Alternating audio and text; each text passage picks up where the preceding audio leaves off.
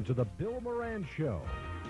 There's interviews with the top names in the entertainment world, with stars from television, movies, the recording industry, Broadway, and more. To participate on today's program, call 1-800-400-7256. And now, here's your host, Bill Moran. And how you doing, everybody? Bill Moran right here in Hollywood. Oh, boy, Christmas right around the corner. And if you're looking for some wonderful family films, I certainly would recommend Father of the Bride Part 2, the sequel to the big film in 1990. It's a wonderful motion picture, and those of you that are dads out there, you can relate to that movie. Oh, boy, it's very, very funny and very, very warm. The brand new Harrison Ford film, Sabrina, which, of course, is opening this weekend, is a remake of the Billy Wilder film of 1954. It's a very funny film, but if you're going to try to compare the performances to Humphrey Bogart and William Holden, and especially Audrey Hepburn, the picture doesn't match the film of 1954. If you didn't see the original, though, you're in for a charming film and a wonderful experience, and I think it's going to be a box office hit. Talking about Christmas, we all tend to reminisce a little bit, I think, because it's almost the end of the year now. There's a brand new book that would make a wonderful Christmas gift, the Encyclopedia of TV Game Shows. And the man who wrote the foreword is a man you know for countless television shows. He's hosted some 22 game shows, and he's a prominent DJ in his own right.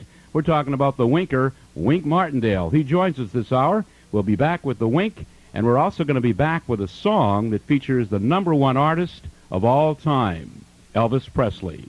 I'm Bill Moran. This is Business Radio. I'll bet you've received several credit card offers in the last few months. You know, those offers with the teaser rates, 5.9% for at least a month or two, then back to rates way beyond the prime. That's why the BRN MasterCard is still one of the best credit card values on the market today.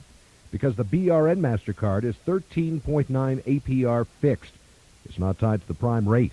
Plus, with balance transfer checks, you can transfer your higher credit card interest to your BRN MasterCard for the same low 13.9 APR fixed. So what are you waiting for? You've seen how much interest you paid out in your high-interest credit cards for 1994. Isn't it time you refinanced your credit card to 13.9 APR fixed? Call 1-800-992-4BRN, and you could have your card in as little as 2 weeks. $25 annual membership, $3 transaction fee for cash advances. Call 1-800-992-4BRN now, 1-800-992-4276, the BRN MasterCard. This card means business. Now it's easy to find your way through the new car maze with the new 1-900 Auto USA computer pricing guide. It compares makes, models, styles, and options with just a touch of the keyboard on your own personal computer. The brilliant 1-900 Auto USA database adds or deletes equipment, checks manufacturer's option requirements, and changes the prices of options depending on your selections. As you select each option, it adds to the price of the vehicle you've chosen. With just another keystroke, you can calculate interest, compute what your monthly payment would be, and more. Then you can print out a copy to take to the dealer so you can negotiate smart. There's even negotiation strategies to help you make the best deal. Call and order your computer guide pricing software today. It's just $29.95 plus $3.95 shipping and handling. Call now. 1-800-848-5500. Ask for extension USA. Use your Visa, BRN MasterCard, or American Express. 1-800-848-5500. Ask for extension USA. You ain't nothing but a hound dog. You're crying all the time. You ain't nothing but a hound dog. Crying all the time. Well, you ain't never caught a rabbit and you ain't no friend of mine. Well, they said you was high class. Well, that was just a lie. Yeah, Elvis Presley and a great Lieber and Stoller song. And Wink Martindale, welcome to the Bill Moran Show on a Saturday night. And by golly, what's the name of that song? That's called Hound Dog. Oh, boy. Does that flash you back to the first game show you ever hosted? Yeah, it sure does. What's the name of that song was a local show that I did on Channel 5 with an association with NBC. And the producers were able to get that show off of local and onto the NBC network in 1965. They shortened the title to What's This Song? Mhm. and it turned out to be my first network game show. Yeah, that's interesting. And how different was that from Name That Tune? Well, on our show, we had two teams of players. One was a contestant teamed up with a celebrity, and Right. another contestant and celebrity. And whoever answered a question correctly would listen to a song, identify the song, and then the other team member would have to sing the first two lines of the chorus verbatim. And whoever won the game went on to play a bonus medley, and it was somewhat like Name That Tune, but not entirely. Now, when you think about Wink Martindale, folks, he's not only a game show host 22 times over, but he's also one of the most prominent DJs in the history of pop music in this country. And we opened with Elvis Presley because, again, there's a major connection between you and Elvis. At the time you knew him, he wasn't the star that he became, nor were you. No, that's true, Bill. I first met Elvis and had the pleasure of being a part of his career right from the start, in that I was a disc jockey on mornings at WHBQ in Memphis in 1954. And the night that Sam Phillips, who started Elvis and owned Sun Records, the night he brought the first Elvis record, Blue Moon of Kentucky and That's All Right Mama, to WHBQ to be played on Dewey Phillips' Red Hot and Blue nighttime show, I happened to be there that night, putting together some bits for my morning show the next day. And it was quite an exciting evening, of course, as you can imagine. Nobody really had heard of Elvis Presley, and Sam brings the record in to Dewey Phillips, no relation, by the way. Dewey puts the thing on, and it just plays one side and then the other because the telephone's lit up like a Christmas tree. And it was one of those moments that sort of frozen in time, in that I knew, all of us knew, that something rather spectacular was happening that night, but none of us really knew what it was. It was July of 1954. Wow. And then we went down and got Elvis out of a double-feature movie theater on Decatur Street over in West Memphis, brought him down to the station. He was so nervous. He didn't even know he was being interviewed by Dewey. In fact, he said later if he'd known he was on the radio being interviewed, he wouldn't have been able to talk because he was a very backwards, very quiet, very understated young man at that time. As you look back in your disc jockey days, was there any other artist that you were involved with that created the same kind of excitement as Presley did for you and for your audience? In a different sense, Bill, I had the pleasure of sort of finding the Captain and Tennille at the Smokehouse in Encino. And then the A&M officials came by and took a look at the Captain and Tennille, Tony and Darryl, and signed them up to a contract. And as they say, the rest is history. But outside of Elvis and the Captain and Tennille, I can't really say that outside of playing records on the radio and breaking certain records, like Donka Shane by Wayne Newton on KFWB and some others like that, Doris Troy's Just One Look, I can't say that I had anything to do with anybody's career being kicked off. You know, when you look back at this century, that's what people are starting to do now. You knew Elvis Presley in the early years. You've seen the Sinatra career, Sinatra's 80th birthday being celebrated all over the world. As you look at Presley, as you look at Sinatra, who do you think had the biggest impact on this century? Well, I think both of them had a tremendous impact. It's hard to separate one from the other because nobody was bigger in his day and making that kind of impact you refer to than Frank Sinatra. In the early 40s, I mean, with the Bobby Soxers and all of the soldiers off to war, he was sort of the hometown hero. He was looked upon by the young women, the teenagers in this country, as the boy at the corner drugstore. And he became the idol of his time, and at the same time had the looks and the voice to become the icon that he is still today at the age of 80.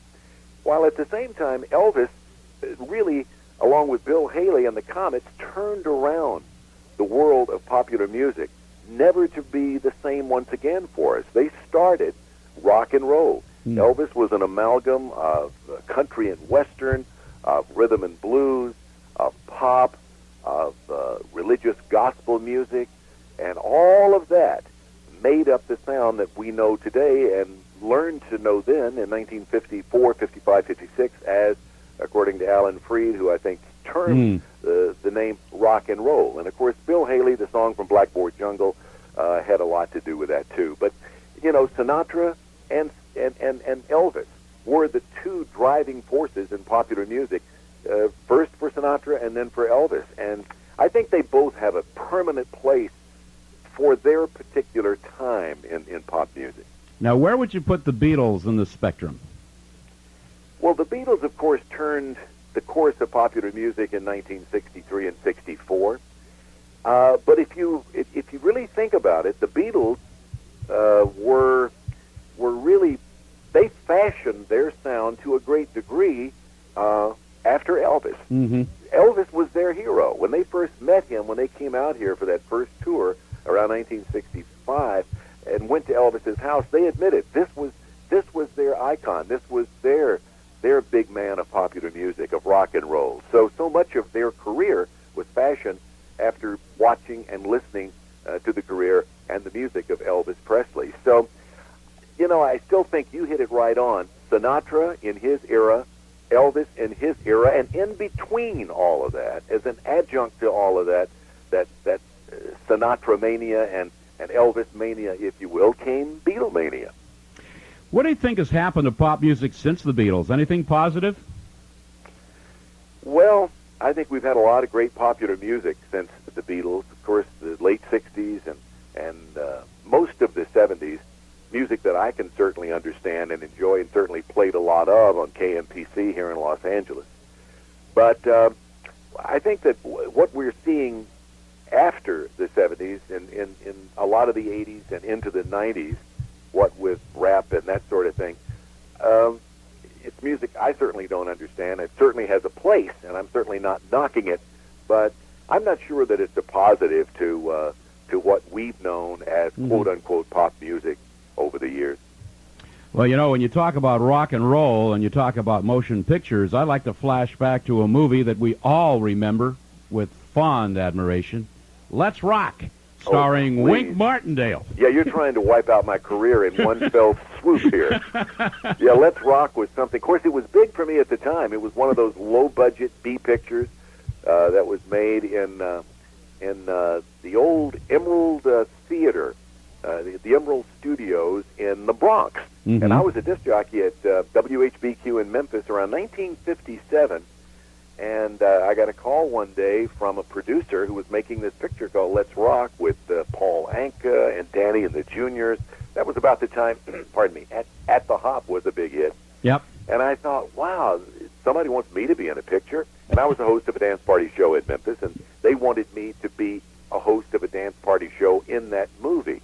And so, of course, being a wet behind-the-ears kid from Memphis and being in a movie, are you kidding? I thought, look out, Hollywood, here I come. Except I went north to the cold New York City area to do this movie.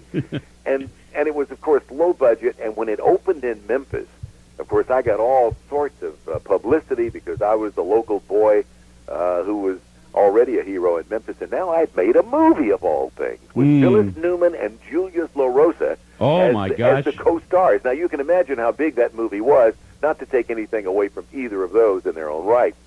But we had this big premiere at the Malco Theater on South Main Street in Memphis, a big theater at the time, and all this publicity, and I had never seen the finished cut of the movie. And everybody from the station and all my fans and the kids and everybody came. It was a big deal with searchlights, and it was god-awful. I mean, I came out of there, I can't imagine. You can't imagine how embarrassed I was, because at the time I couldn't imagine how embarrassed I was. Wink Martindale's my very special guest, and when we come back, folks, you're going to hear a bit of the #1 album in the country. Can you believe, here it is, almost Christmas, 1995, and the Beatles have the #1 album in the USA. Wink Martindale with Bill Moran. We're right here on Business Radio.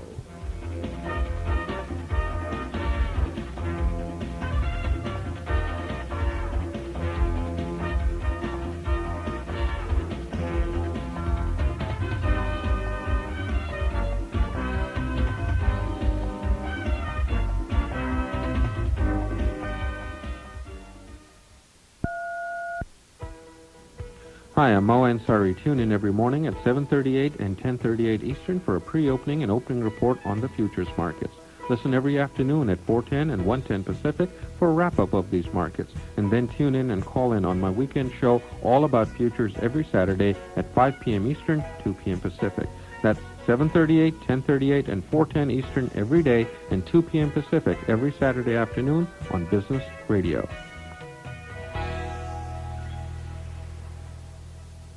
Silver Bells is the title of an old Christmas carol. The question is whether Christmas time in the city rings the bells of the metals markets. Hi, I'm Mo Ansari, president of Compact Trading Company, and in my latest newsletter I explore the recent events in gold and silver and what they may be projecting for the weeks ahead. I also detail whether the Santa Claus effect in the stock market is fact or fiction, and how heating oil prices have cooled off with the colder weather of the winter, and what you need to do to avoid the heating oil myth. To get a copy of this timely information, absolutely free, call my office at 1-800-388-9700. Do your holiday market shopping early by getting this information today, so call 1-800-388-9700. That's 1-800-388-9700. And don't forget to listen to my weekend broadcast, All About Futures, 2 p.m. Pacific, 5 p.m. Eastern, on most of these business radio stations. Hello, I'm Foster Brooks. I want to send you some very important information about impotence. It affects 33 million couples. You probably know about the vacuum home treatment system. This Medicare-approved system is available by calling 1-800-521-3800. I have asked the Encore Medical Center to offer this proven treatment to you for the low price of $169.95. No one will call you. You must call 1-800-521-3800. This special price is only available by calling 1-800-521-3800. Get your free information about the impotence treatment for $169.95. This special price and information on this solution to this problem is available by calling 1-800-521-3800. Call for this free information now. I'm Foster Brooks. Everyone has their share of problems. It's a part of life. Whether it's stress on the job, troubles with the boss, or if your home life isn't quite where you want it to be, the kids aren't behaving, your friends are driving you crazy. Well, whatever it is, the doctor is here to help. He's psychologist Dr. Joseph Michelli, and each weekend he'll be talking with experts from all aspects of your life, from relationship issues to health concerns. You can talk about it. Everything from headaches to heartaches, depression to diaper rash. The program is called Wishing You Well, weekends here on Business Radio.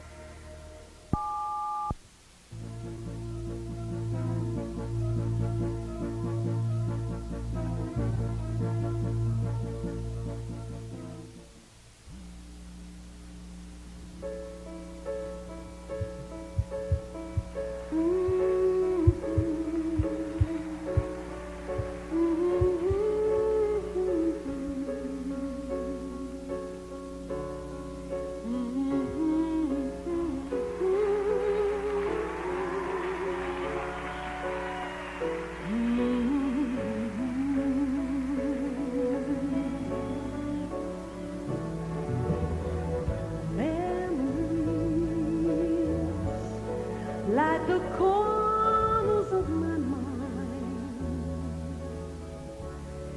misty watercolor memories of the way we were. Number one record for Barbra Streisand, the only artist in history to have a number one album over 4 consecutive decades. Barbra Streisand, the biggest selling artist, female artist of this century. Quite a story with her career, isn't it, Wink? And when you also consider the recent tour, limited tour that began in Las Vegas, Barbra Streisand. Yeah, Bill, I'll tell you, I saw her in Long Beach during that tour this year, and after I saw her on stage, my first time to see her live, I've said to so many people that she is so great, and she is such an outstanding performer in every sense of the word, that anybody from, you name it, anybody who thinks they can perform, get up on a stage and sing for people, it should be required viewing to watch this woman do her thing, whether it be in video form or preferably on stage. Absolutely unbelievable. It's also interesting to think, too, that she's doing material written. I mean, a lot of it's standard material, but she does work with Marilyn and Alan Bergman, which, again, gives us living proof that they can still write them today. Absolutely. You know, it goes back to quality.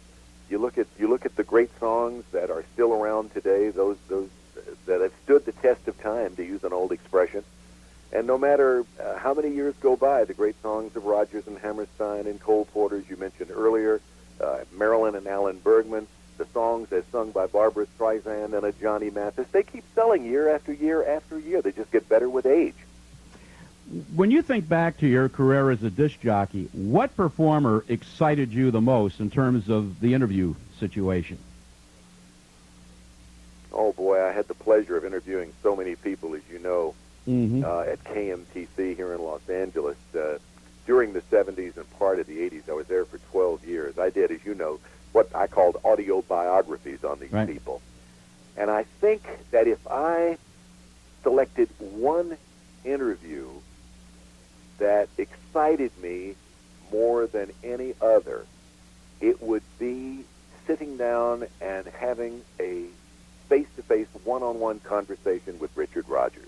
When I was putting together a musical trilogy, which I called Rodgers, Hart, and Hammerstein, and combined the career of those three men. Obviously, I couldn't talk to Oscar Hammerstein or Larry Hart because they were both deceased. But Tess Russell, who was Dick Whitting Hill's secretary at KMTC, set up an interview for me with Richard Rodgers. And I felt like, you know, being in a room with this man was like being in a room with a god. Because Wink Martindale, we're going to hold him 1 minute. We'll be right back on Business Radio.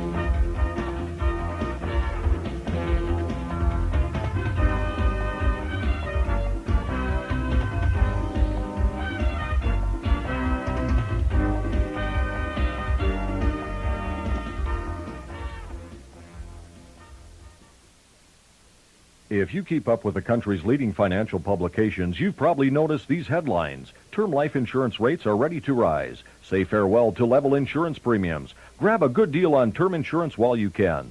In 1996, prices for level premium term policies could increase dramatically because of pending new regulations. The financial experts are urging everyone to act now to lock in the lowest possible rates. Fortunately, there's an organization called Best Quote that continually compares premiums from over 150 of the country's highest-rated life insurance companies to determine the best values in term policies for the least amount of money. When you call their 24-hour toll-free number, they'll mail you a free comparison of the 5 policies that represent their best value for you. Best Quote can save you up to 70% on your premiums. So get a jump on all the rate increases by calling Best Quote for your free comparison right now. Call 1-800-713-2378. That's 1-800-713-BEST. Coverage is available in most states.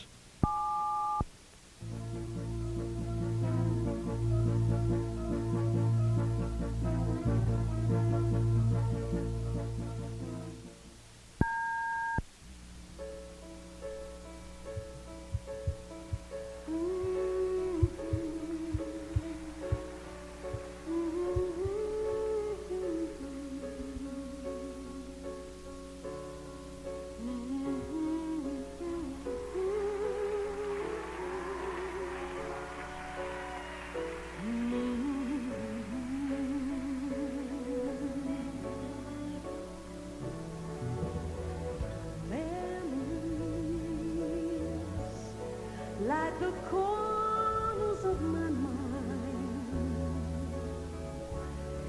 misty watercolor memories of the way we were. A #1 record for Barbara Streisand, the only artist in history to have a #1 album over 4 consecutive decades. Barbra Streisand, the biggest selling artist, female artist of this century.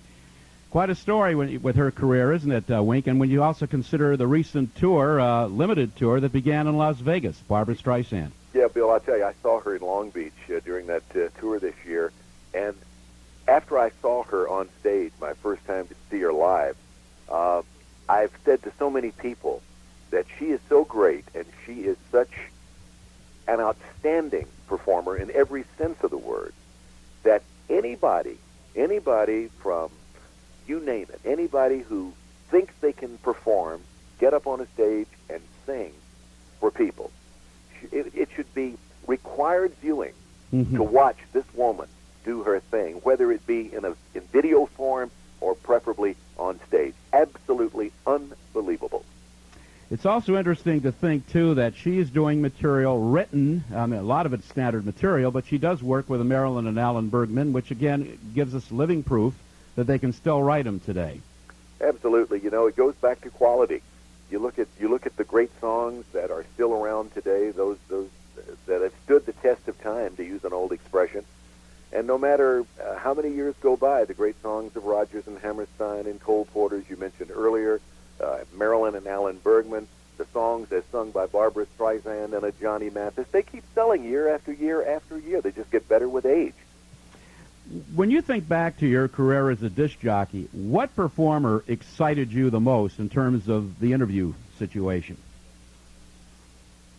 Oh, boy, I had the pleasure of interviewing so many people, as you know, at KMTC here in Los Angeles. During the 70s and part of the 80s, I was there for 12 years. I did, as you know, what I called audio biographies on these people. And I think that if I selected one interview that excited me more than any other, it would be sitting down and having a face-to-face, one-on-one conversation with Richard Rodgers. When I was putting together a musical trilogy, which I called Rodgers, Hart, and Hammerstein, and combined the career of those three men. Obviously, I couldn't talk to Oscar Hammerstein or Larry Hart because they were both deceased. But Tess Russell, who was Dick Whittinghill's secretary at KMTC, set up an interview for me with Richard Rodgers. And I felt like, you know, being in a room with this man was like being in a room with a god. Because Wink Martindale, we're going to hold him 1 minute. We'll be right back on Business Radio.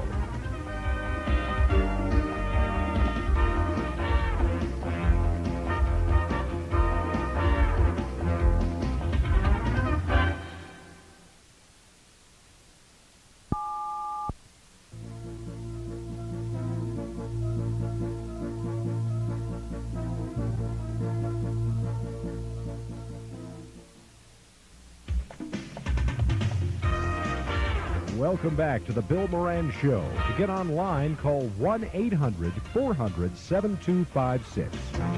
Once again, here's your host, Bill Moran. And here we are on a Saturday night, the 16th of December. Boy, we're closing in on Christmas, and Wink Martindale is my very special guest. And before the break, Wink, you were talking about that one moment. Boy, you've interviewed everybody under the sun, but you were talking about the experience of interviewing the legendary Richard Rodgers. Yeah, that was like sitting across from him was like sitting across from a god, if you will. He, you know, just thinking about all of the words and music, along with Richard, with Oscar Hammerstein and Larry Hart, that he had been involved with, the shows, the Broadway shows, the movies.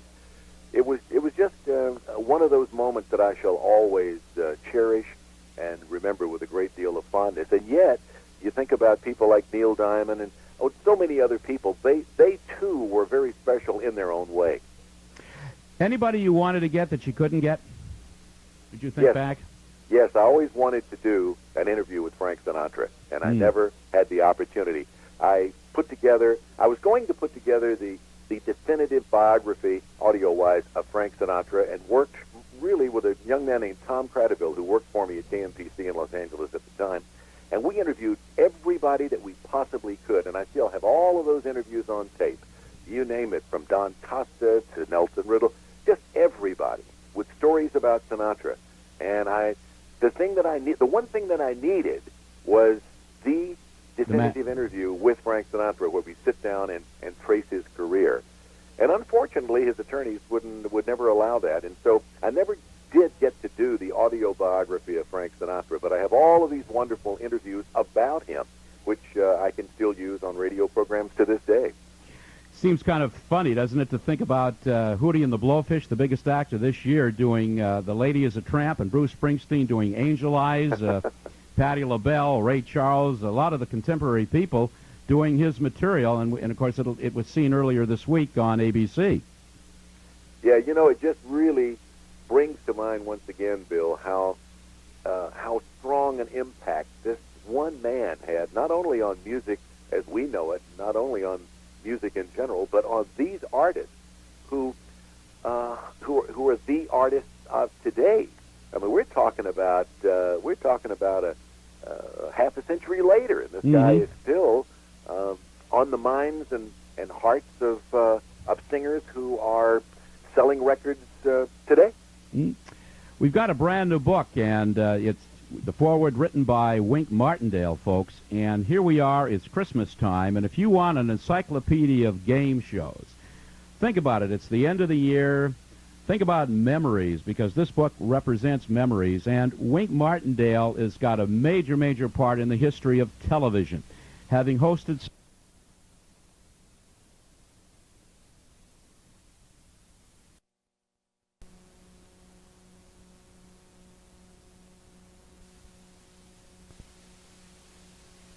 Of course, right here on Business Radio. There's a product I'd like to tell you about, something that I've tried recently and with which I am very impressed, and I really didn't think I would be. When the folks at Cybervision asked me to try out and talk about their language system, I wasn't sure that I'd like it. But I tried it, and I used it, and I listened, and I spoke on the way to work, and I'm learning a language.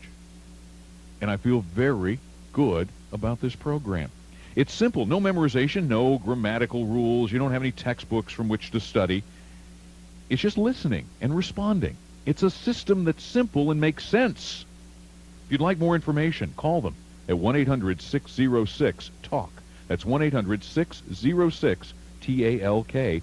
With your order, they'll send you a free personal stereo cassette player, and they have a full money-back satisfaction guarantee. So what do you have to lose? Call them now. 1-800-606-TALK. Are you a likely prospect for a scam? No one is totally immune from rip-offs. Have you ever met a con man you didn't like? Do you think you're too smart for the con man? Don't bet on it. Chances are you're going to hand over some of your hard-earned money to a person you hardly know and be happy to do it while thanking this stranger for such a wonderful investment opportunity. You'll never see your money again. When you discover later that you were ripped off, you're going to feel so foolish and frustrated that you'll hardly talk about it. You can protect yourself from the scam artist by reading the book How to Recognize and Avoid Scams, Swindles, and Rip-Offs by consumer fraud expert Graham Mott.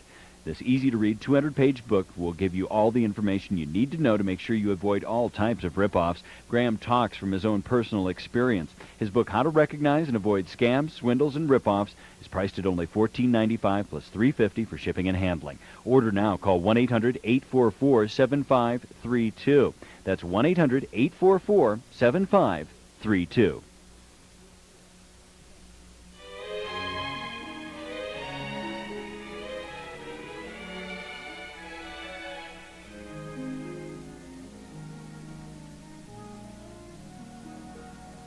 Fairy tales can come true. It can happen to you if you're young at heart.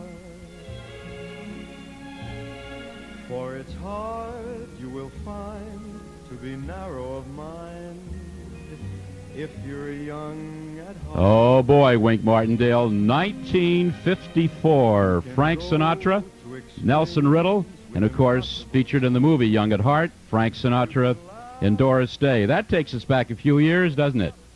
Boy, it really does, and it makes me feel younger than ever. I walked into the book signing for this encyclopedia of TV game shows at Barnes & Noble out here in Encino in Southern California a couple of Saturday nights ago. Yeah. And I walk in, and who do I see? A person I hadn't seen in years. And he says, "Gee, Wink, you look good." And it reminded me of the 3 stages of man. You know what they are: youth, middle age, and gee, Wink, you look good. So young at heart reminds me of that story. Oh, I'm sure it does. You know, you're going to be involved in the game show world again, and of course, ABC and Disney are now one, and that's quite a story in terms of one of the biggest stories of 1995. Merger mania going crazy in this country. You're going to be involved, at least you've made a pilot for Disney. You take a look at game shows, and they're not as popular as they once were. What's missing in the game shows of 95? Creativity. If I picked one word, it would be creativity. I think that game shows will be back, and I think 1996 will see an influx of game shows again in the marketplace and on the air. I'm not saying that because I'm in the world of game shows. I really, truly believe that because it's already beginning to happen. My new show for Disney is just one of the concepts. But I believe that had we not, as producers and as entertainers, tried to copy each other back 5 years ago, game shows would still be around. I think that the creative element sort of went away, sort of went south. And I think that if we as producers come up with shows that are creative, that shows that are involving, shows that make the viewer want to come back day after day, they're going to be popular again. But talk shows took over simply because they became the live version of the soap opera. Instead of watching soap operas, people watch the talk shows and get what they always got on the soap operas before. Of course, soap operas are still popular, but that's the way I sort of categorize them. And I think that game shows, if you give a person something, I mean, look at the top 2 shows in syndication. One is Wheel of Fortune and the other is Jeopardy. Now, they are, without question, game shows. So if they're that good and they're good enough to be popular, 1 and 2 in ranking year after year after year, then why can't the number 3, 4, and 5 shows in popularity be game shows? Why? They can if they are compelling and interesting enough to make people want to come back and watch them like they watch Wheel and Jeopardy. You look back at game show history, and it's certainly shown very clearly in this book. A show like What's My Line, which was one of my favorite, but in that particular instance, you had a great game show host in John Daly, and you had terrific panelists. I mean, Dorothy Kilgallen and Bennett Cerf and Arlene Francis. I mean, you couldn't beat that combination.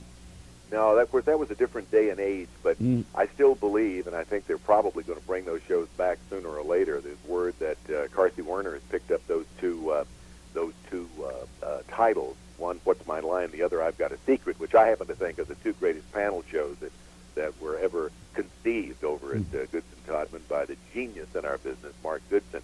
Right. But, you know, not only was the panel composed of the brightest minds in our business in those days, and even outside our business. I mean, Bennett Cerf was, of course, not in our business per se, but wow, what a brilliant man.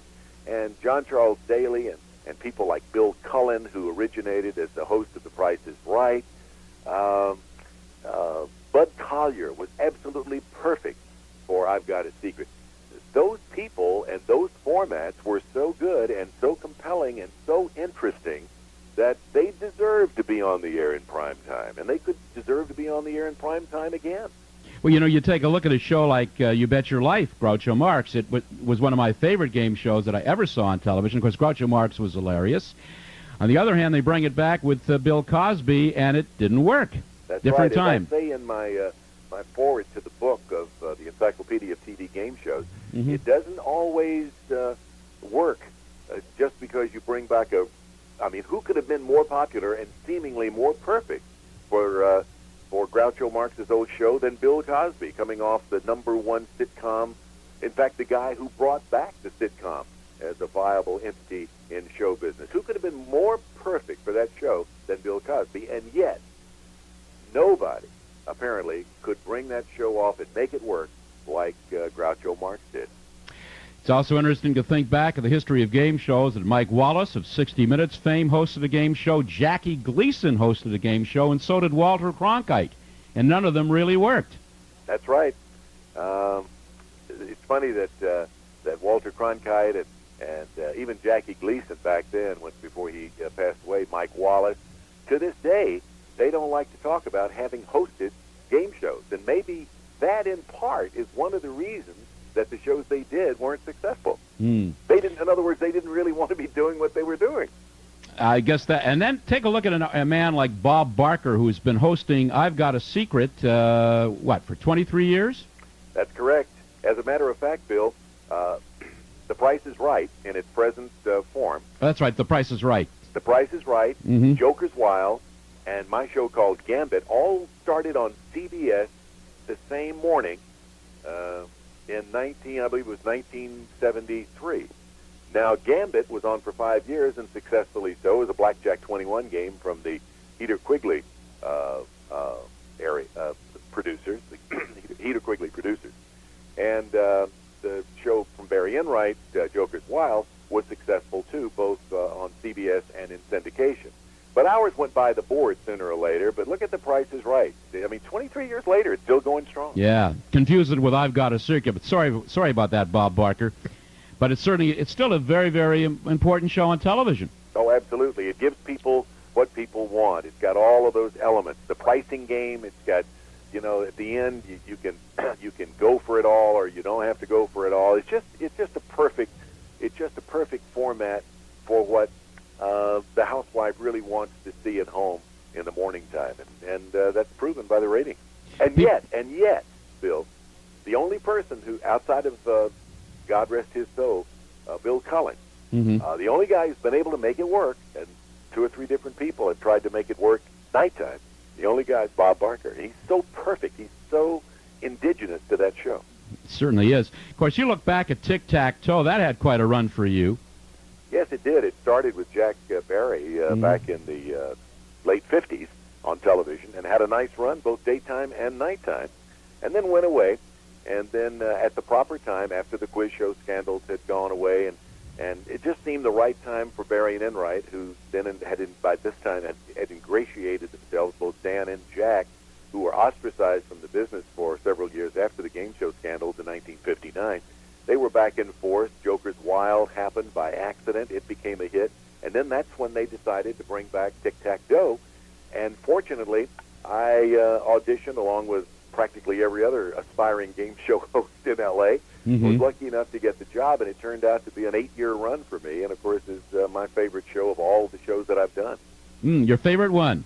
Oh, yeah. I think, don't you agree that it's best to go back and like the program, radio or television, that gave you the longest term of employment? Oh, no doubt about that. But, I want to flash back to the $64,000 question, the $64,000 question, and that era in game shows. Of course, we saw the quiz show movie that Disney put out a couple of years ago. Do you think in the long run that scandal hurt game shows' longevity? I don't know about the word longevity. I think at the moment it hurt. Or credibility, maybe. Yeah, it hurt the area of game shows for 2 or 3 years. But when laws were passed that made it a felony to rig or fix a game show, I think people understood what had happened. I thought Quiz Show was a marvelously put together movie that showed exactly what happened in that era. And really and truly, I'm not saying it was right, but at that time, that's the way they did things in New York City, where all the game shows were being done at that time, to get people to watch and to make them interesting and compelling. As I say, it didn't make it right. It was deceiving the public. But then after all of that was fixed, then that's the wrong choice of words. After all that was corrected by legislation, right, then I think that people understood that that everything was before the present day meaning the early 60s, everything was behind us now, and game shows could be on the up and up again. And I think that game shows, they've always been a fixture, both on radio in the late 40s, mid 40s, And in television now, I think they'll always be around. And I think, as I said earlier, we'll see a resurgence. And I think for the most part, people have put that in the back of their minds and forgotten about those scandals of the quiz shows. Wink Martindale, my very special guest. I'm Bill Moran. When we come back, the man in the mirror joins Wink Martindale right here on Business Radio.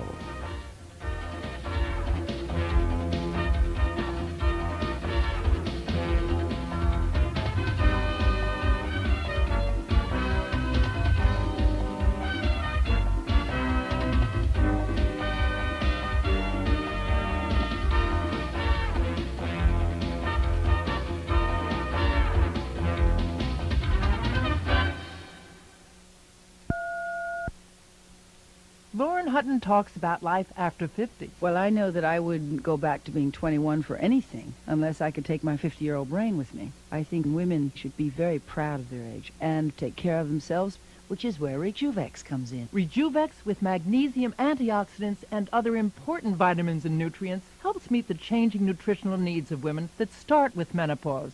For example, estrogen loss increases the risk of osteoporosis. Research shows calcium balanced with magnesium helps keep bones healthy. Rejuvex provides 125% of the RDA of magnesium for women. It's the best-selling supplement for women during menopause and after. I even say I'm 51 and a half now. I even add my halves and three-quarters of my age. I'm so proud. So take care of yourself, tell them your age, and get a little help from Rejuvex. It works. Rejuvex during menopause and after. A SunSource brand by MindBody at food, health, and drug stores. For information, call 800-777-2000.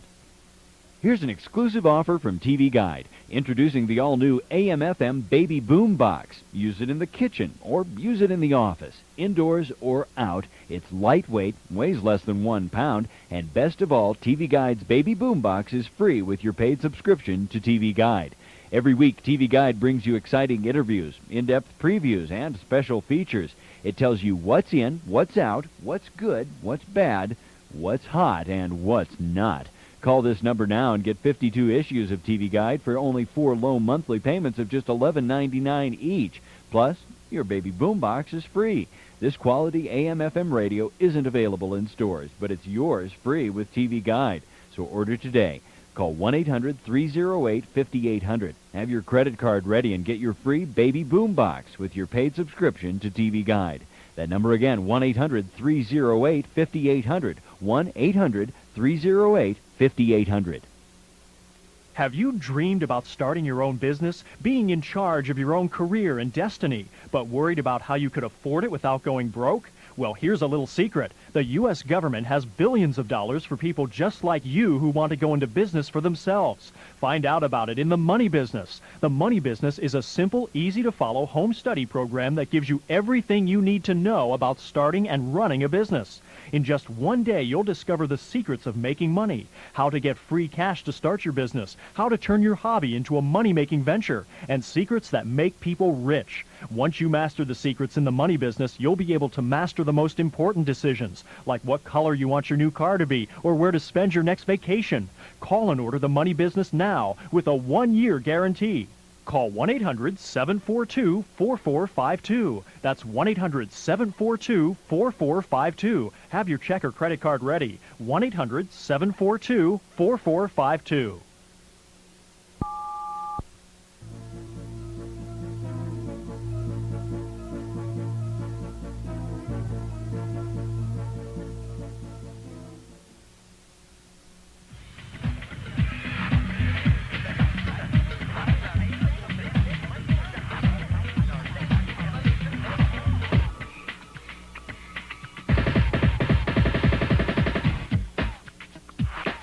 Michael Jackson, the music leading up to Michael Jackson, and of course his Thriller album is the biggest selling album in the history of popular music.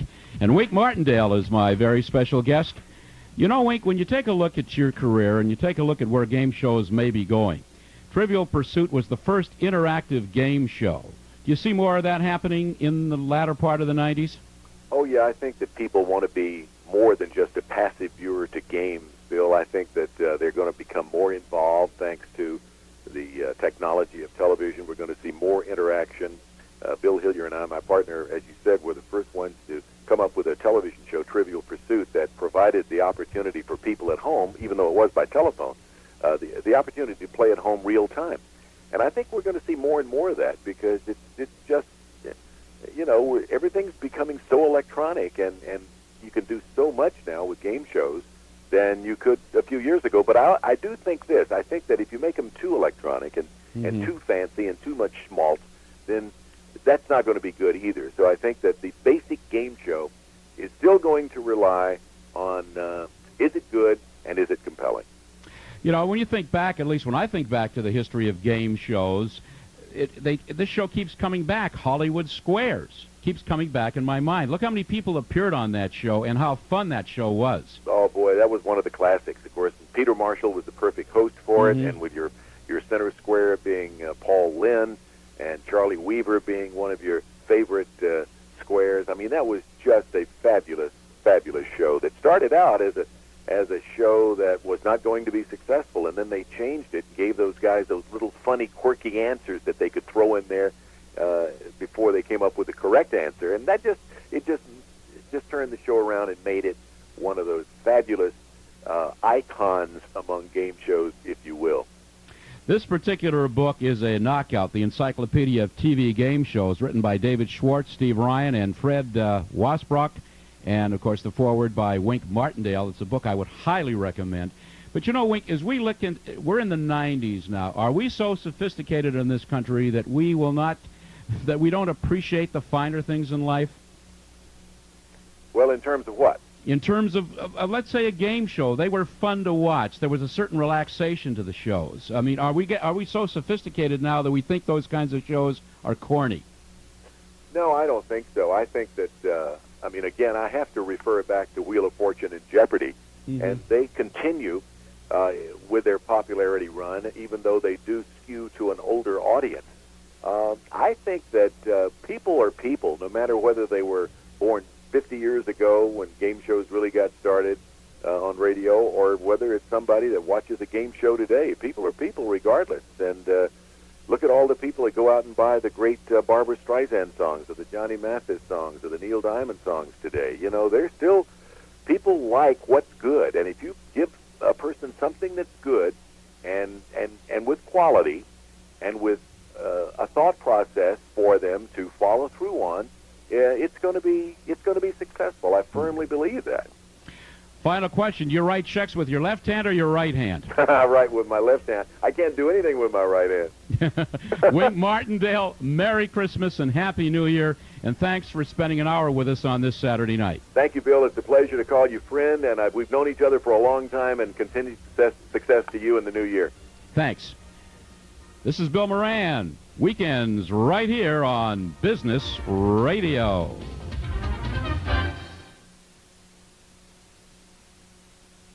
Information presented on Business Radio does not represent a recommendation, nor does it constitute an offer or solicitation to buy or sell.